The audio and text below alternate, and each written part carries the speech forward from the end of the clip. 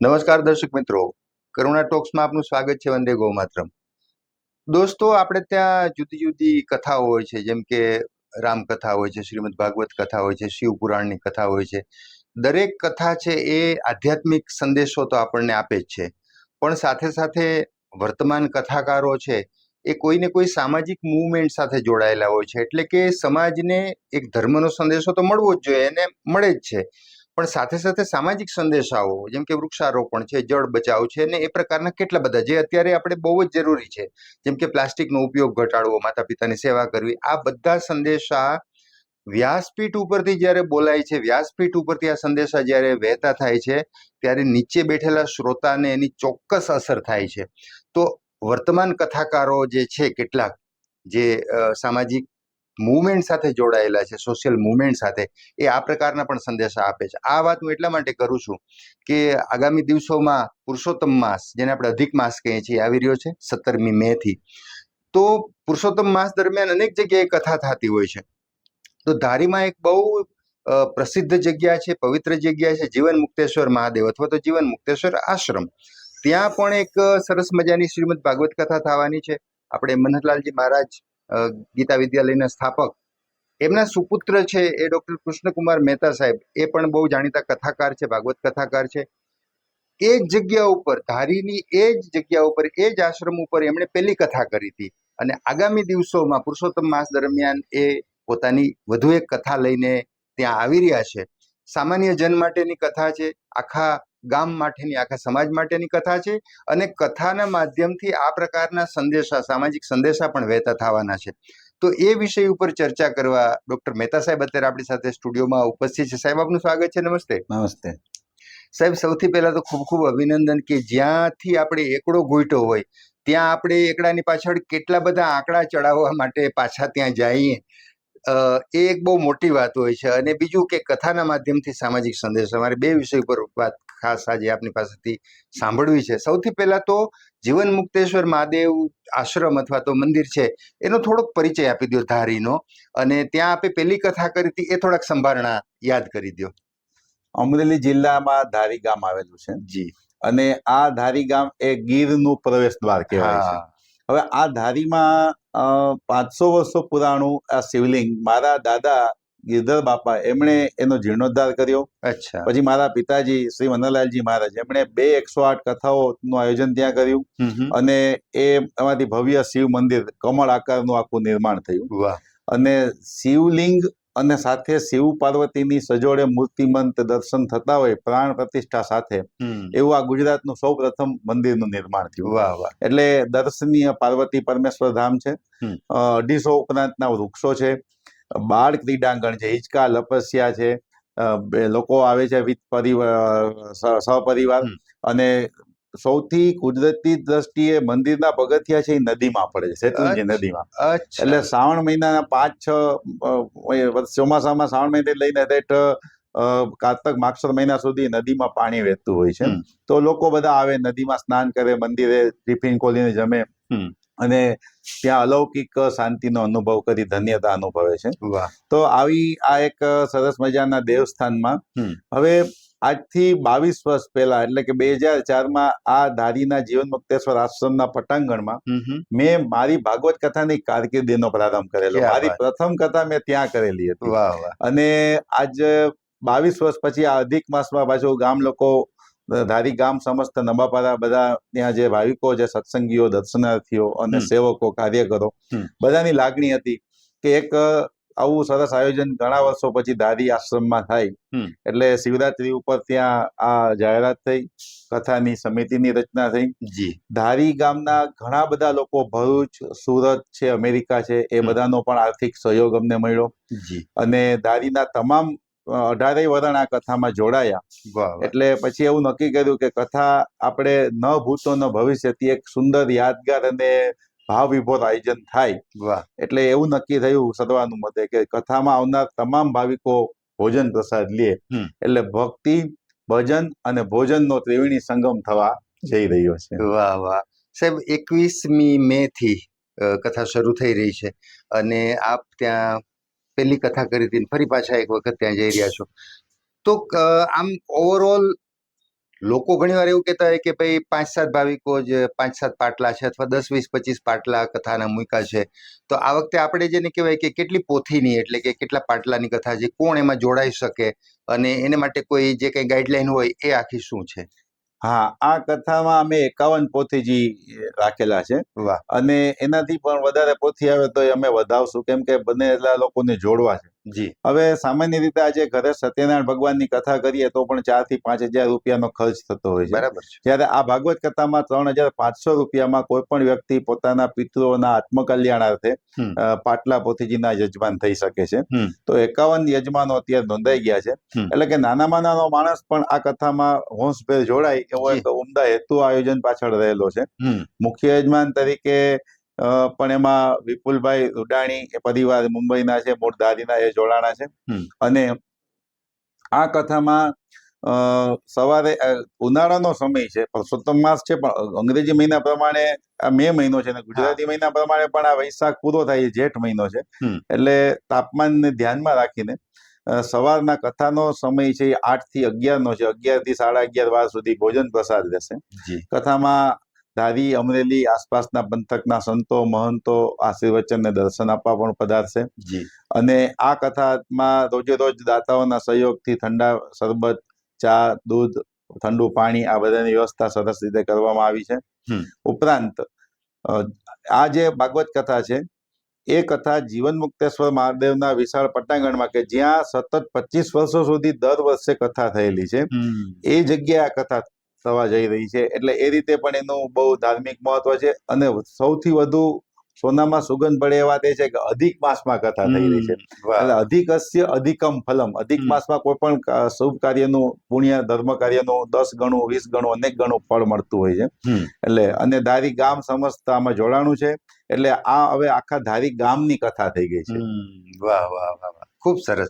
અચ્છા સાહેબ, એક ખાસ તો આપ જ્યારે પણ કથા કરો છો ત્યારે મોટે ભાગે આધ્યાત્મિક સંદેશ તો કોઈ પણ કથાકાર અથવા તો કોઈ પણ વક્તા જ્યારે બોલે છે, આધ્યાત્મિક વાંચન કરે છે કોઈ પુસ્તકનું અથવા તો કોઈ ગ્રંથનું, ત્યારે એ સંદેશ તો જાય જ છે.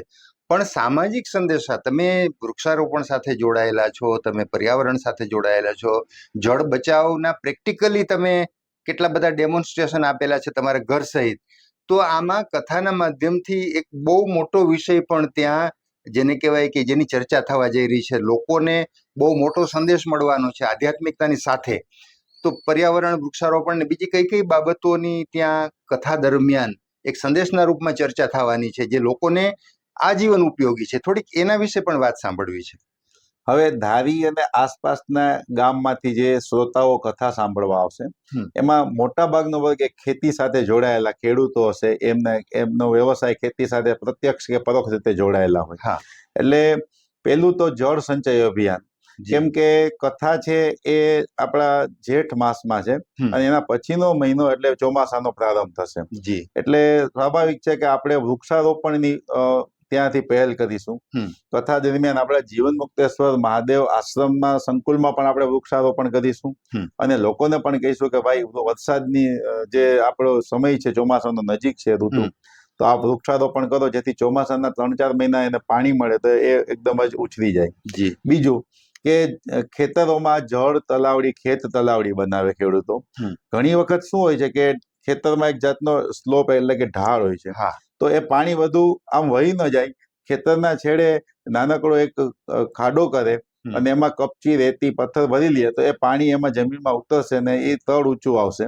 તો એ ખેડૂતને જે પછી પોતાનો જે ખેતીનો પંપ છે 12 માસ ડૂબશે નહીં, એમાં આખું પાણી ભરેલું રહેશે. અને એ જ રીતે નાના નાના ચેક ડેમ બનાવી શકે ખેડૂતો એકબીજાના સહયોગથી. તદુપરાંત વ્યસન મુક્તિ અભિયાન, કે ભાઈ આજના સમયમાં યુવા પેઢી પણ વ્યસનનો શિકાર થવા જઈ રહી છે, દેખાદેખીથી કે બીજા કોઈ કારણથી. તો ત્યાં આપણે વ્યક્તિગત અને સામૂહિક શપથ લેવડાવશું. અને એક અમારો અનુભવ રહ્યો છે કે વ્યાસપીઠ ઉપરથી જે વાત કહેવામાં આવે એને ભાવિકો થોડા શ્રદ્ધાથી અને હૃદયથી સ્વીકારતા હોય છે.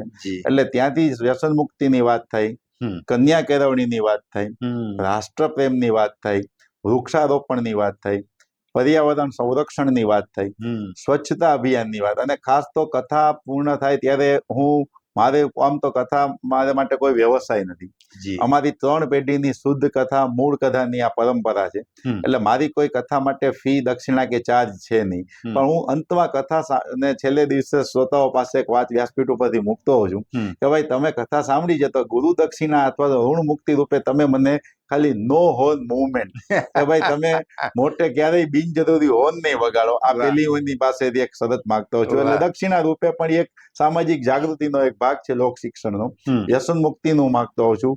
અને ખાસ કહેતો હોઉં છું કે કચરો આપણે ક્યાંય ન ફેંકીએ. આપણા પાસે એક કાગળ છે, કોઈ નાસ્તાનું પડીકું ખાલી રેપર છે, તો આપણે રસ્તામાં જ્યાં કચરા પેટી આવે ત્યાં સુધી એને આપણે થેલી કે હાથમાં સાચવીએ. પણ આપણું જ ગામ, આપણો જ વિસ્તાર, મારો દેશ, મારું રાજ્ય એ અસ્વચ્છ ન રહેવું જોઈએ, એવી એક વાત પણ એ લોકોના હૃદયમાં જાય. અને ભલે 1000, 2000, 5000 માંથી કદાચ 50 લોકો પણ જો અનુસરશે તો એ આપણા માટે બહુ મોટી વાત થઈ જાય. જી અચ્છા, એટલે આ બધા સંદેશા કથા દરમિયાન શ્રોતાઓ સુધી પહોંચવાના છે અને એ રીતે મલ્ટીપ્લાય થતા જવાના છે, કારણ કે એક વ્યક્તિ પછી પરિવારને કે પરિવાર બીજા પરિવારને કે. અચ્છા સાહેબ, ખાસ કરીને ભાગવત કથાની વાત છે એટલે કૃષ્ણ તો કેન્દ્રમાં રહેવાના. કૃષ્ણ આવશે ત્યાં કદંબ આવશે, કૃષ્ણ આવશે ત્યાં યમુના આવશે, એટલે જળ, વૃક્ષ. કૃષ્ણ આવશે ત્યાં કાળી નાગ આવશે, જળનું પ્રદૂષણ. તો આ બધી વાતો ધર્મની સાથે, અથવા તો તમે લોકો કથાકારો વ્યાસપીઠ ઉપરથી લોકોને ઘણી વખત શું છે, સીધા વૃક્ષો વાવો એવું કહે તો કદાચ લોકોને એમ લાગે કે ભાઈ આ તો ઉપદેશ આપે છે, આપણને વાવવાનું કહે. પણ આ બધી કૃષ્ણની વાતો સાથે જોડી લ્યો, બીજાને સહકાર આપો, તો ગોવર્ધન ઉંચકો તો સાથે મળીને બધાએ. તો આવી વાતો સાથે તમે લોકો જોડી લેતા હો છો, તો પર્યાવરણના, વૃક્ષના, પાણીના સંદેશા, આ બધા વિષયો સાથે કેવી રીતે આમ તમે એકદમ ગૂંથી અને રજૂ કરતા હો છો કે ભાઈ ભાગવતજીમાં આવી વાત છે તો આનો અર્થ આપણે આવો કરવો જોઈએ, આવી વાત છે તો આનો અર્થ આપણે વૃક્ષો વાવીને એ વસ્તુને આપણે પણ ચરિતાર્થ કરવી જોઈએ. તો થોડાક 1-2 દાખલા જો તમે આપી શકો. હું પોતે સાયન્સનો ગ્રેજ્યુએટ હોવાથી જી, હું ધર્મ અને વિજ્ઞાનને બને ત્યાં સુધી સાંકળવાનો પ્રયત્ન ક્યાં કરતો વાત, હોઉં છું. વાહ. એક ઉદાહરણ આપું છું કે ભગવાન છે એ ધ્રુવજીને વરદાન આપે છે અને પછી એને 1000 વર્ષનો રાજ્યનો એવું વરદાન, એવો ઉલ્લેખ છે. હવે કોઈને એમ થાય કે 1000 વર્ષ કેવી રીતે, પણ ત્યાં આપણા પ્રખ્યાત વૈજ્ઞાનિક આલ્બર્ટ આઇન્સ્ટાઈન એની સાપેક્ષવાદનો જે સિદ્ધાંત છે એને હું જોડી અને એ શ્રોતાને સમજાવવાનો પ્રયત્ન કરતો હોઉં છું કે આમાં બધું આ પૂરેપૂરું વિજ્ઞાન છે. હવે એ જ રીતે વૃક્ષ છે, તો લોકો વૃક્ષને ખાલી એક ઝાડવું એમ જ સમજતા હોઈએ, પણ હું જ્યારે એને સમજાવું છું કે વૃક્ષ છે એ સૂર્યપ્રકાશની હાજરીમાં પ્રકાશ સંશ્લેષણની ક્રિયાથી એ પોતે પોતાનો ખોરાક બનાવે છે અને ઓક્સિજન ઉત્પન્ન કરે છે, કાર્બન ડાયોક્સાઇડ એ શોષી લે છે. એટલે જો જેટલા વૃક્ષો વધુ હશે તો એટલો ઓક્સિજન વધુ મળશે, કાર્બન ડાયોક્સાઇડ એટલો પૃથ્વી ઉપરથી ઓછો થશે, પ્રદૂષણ ઓછું થશે. અને એ વૃક્ષો છે એ એની છાયામાં ખાલી તમે ઉભા રહ્યો તો પણ એ વૃક્ષ છે એ તમારા અસ્તિત્વની નોંધ લે છે. તમે થોડાક દિવસ એની સાથે સંવાદ કરશો તો તમને લાગશે કે આ તો એક મને પ્રતિચાર આપતું કોઈ એક સજીવ વસ્તુ છે.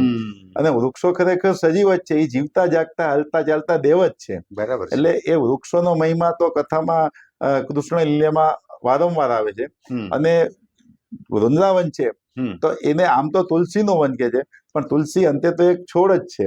એટલે વૃંદાવનની જે પરિકલ્પના છે કે ભાઈ વૃંદાવન એ ભગવાનનું બાળલીલાનું સ્થળ તો ખરું, પણ આપણે ઈચ્છીએ કે આપણો ભારત દેશ છે એનો પ્રત્યેક શહેર, પ્રત્યેક ગામડું વૃંદાવન બને, એટલે કે વૃક્ષોનું વન બને.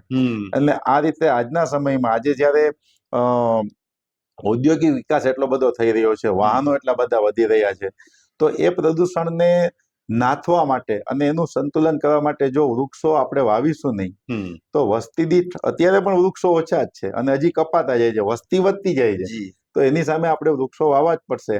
એટલે કથામાં વિજ્ઞાનને ધર્મ સાથે સાંકળીને આજની સાંપ્રત જરૂરિયાત સાથે એને જોડીને જ્યારે આપણે વ્યાસપીઠ ઉપરથી સમજાવીએ છીએ તો લોકો એને બરાબર ઝીલે છે અને પોતાના હૃદયમાં એક સંકલ્પ લઈને જાય છે કે હું એક વૃક્ષ વાવીશ નહીં તો કંઈ નહીં, પણ હું કાપીશ તો નહીં જ. અને હું એક વૃક્ષ ન વાવું તો કશો વાંધો નહીં, પણ જે વૃક્ષ હશે એને હું પાણી તો પીવડાવીશ, એનું તો હું ઉછેર કરીશ જ. તો એ પણ એક બહુ મોટી વાત થઈ જાય છે. જી જી, ખૂબ સરસ. એટલે કથાના માધ્યમથી આ બધી વાત થતી હોય છે ત્યારે લોકો પર કેટલી અસર થાય છે એના અનુભવ પણ કથાકારોને હોય જ છે. ભૂતકાળમાં પણ અહીંયા આપણા સ્ટુડિયોમાં ઘણા બધા કથાકારો આવ્યા છે ને એને આ પ્રકારની વાતો કરી છે ને એના અનુભવ પણ કીધા છે. સાહેબ, સરસ. ધારીની કથા માટે ખૂબ ખૂબ શુભકામના. ખાસ કરીને એક સંદેશો, ધારી અમરેલી એ વિસ્તારના લોકો માટે અને ઓવરઓલ બધા લોકો માટે કે જેને પણ અનુકૂળતા છે એ ધારીની કથામાં જોડાય અને ધર્મની સાથે પર્યાવરણનો, ધર્મની સાથે પાણી બચાવવાનો અથવા તો આ પ્રકારના સંદેશા એ લઈને જાય. એક સંદેશો અમારા દર્શકોને આપી દો. હા, ખાસ એટલું મારે કહેવાનું છે કે આપણે જળ સંચય કરીએ. આપણા ઘરે આપણો જે બોર છે તો અગાસીનું પાણી બોરમાં ઉતરે, રિચાર્જ થાય બોર. ધરતી પાસેથી આપણે જે પાણી લઈએ છીએ એ પાછું આપવું જ જોઈએ આપણે. એ ઉપરાંત ઘરે શક્ય બને તો વરસાદી પાણીના સંગ્રહ માટે ટાંકા બનાવીએ આપણે, જેથી કરીને આપણને ચોખ્ખું શુદ્ધ પાણી વર્ષ દરમિયાન મળી રહે. અને બોર રિચાર્જ એ આજના સમયની તાતી જરૂરિયાત છે, અત્યંત આવશ્યક છે. કેમ કે શહેરીકરણને પરિણામે જમીનમાં ભૂગર્ભ જળનું સ્તર સતત નીચું જઈ રહ્યું છે. તો આપણે આપણું જે જમીનને પાછું વરસાદનું પાણી આપીએ તો એ આપણે ધરતી પાસેથી લીધેલા જળનો આપણે ઉપકાર છે એનામાંથી ઋણ મુક્ત થઈશું. અને ખાસ સૌ ભાવિકોને આ માધ્યમથી હું નિમંત્રણ આપું છું કે ધારી ગામ સમસ્ત નવાપરાની આ કથા છે. આપ બધા પણ આવો, કથા શ્રવણ કરીએ. અને આ એક સામાજિક કાર્ય છે. લોક શિક્ષણ અને લોક જાગૃતિમાં એમાં પણ આપણે બધા સહભાગી થઈએ અને એક પવિત્ર યાત્રાધામ મહાદેવજી જીવન મુક્તેશ્વર મહાદેવ એના દર્શન, એના સાનિધ્યમાં આપણે આ ધર્મ કાર્યમાં આપણો સૌ સહભાગી થઈએ એવી આપ સૌને મારો નમ્ર અનુરોધ છે. જી સાહેબ, આપનો ખૂબ ખૂબ આભાર. આપ અમારા સ્ટુડિયોમાં આવ્યા અને ધારીની કથાની વાત કરીને કથાના માધ્યમથી જે સંદેશ જવાનો છે એ તો જેને કહેવાય એને કે ભાઈ ખાલી કથામાં હાજર હોય એને જ નહીં, પણ નહીં હાજર હોય એના સુધી આ સંદેશ પહોંચવાનો છે અને એ બહુ મોટી સેવા કથાના માધ્યમથી થવાની છે. તો ફરીથી આપનો ખૂબ ખૂબ આભાર વ્યક્ત કરું છું. મિત્રો, ફરી પાછા કોઈ નવા વિષય સાથે, નવા વિષયના તજજ્ઞો સાથે મુલાકાત કરશું. ત્યાં સુધી રજા આપશો. નમસ્કાર.